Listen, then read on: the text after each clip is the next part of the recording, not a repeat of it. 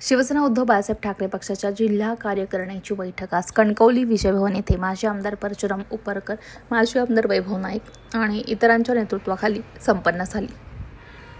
होऊ घातलेल्या जिल्हा परिषद आणि पंचायत समितीच्या निवडणुका संपूर्ण ताकदीनिशी लढवण्यात येणार असून तालुका प्रमुख यांनी बैठका घेऊन आपापल्या तालुक्यातील इच्छुक उमेदवारांची मतदारसंघ निहाय नावे देण्यात सांगण्यात आले. निवडणूक जाहीर झाल्यानंतर तात्काळ अधिकृत उमेदवारांची नावे जाहीर करण्यात येणार आहे.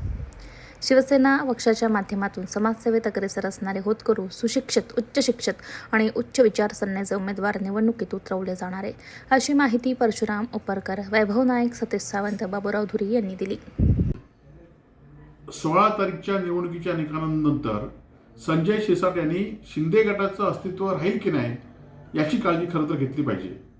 कारण मुंबई महानगरपालिकेच्या निवडणुकीसाठीच शिंदे सेनेबरोबर भाजपने युती टिकवली आहे.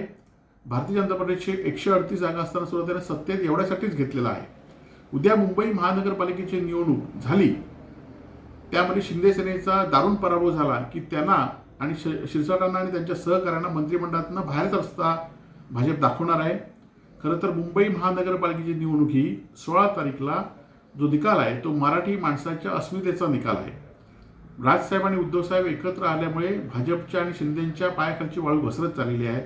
त्यांना मिळालेला पाठिंबा म्हणून मुंबईच्या मराठी माणसांना माझी एकच आपल्या मार्फत विनंती आहे की आपण मराठी अस्मितेसाठी ही निवडणूक महत्त्वाची करून या निवडणुकीमध्ये शिवसेना आणि मनसे युतीला मोठ्या मताधिक्याने निवडून करा. तरच ही मराठी माणसाची अस्मिता, मराठी माणसाची एकी आणि मराठी माणसाची मुंबई महाराष्ट्रापासून वेगळी होणार नाही याची दखल तमाम मराठी माणसांनी घेतली पाहिजे.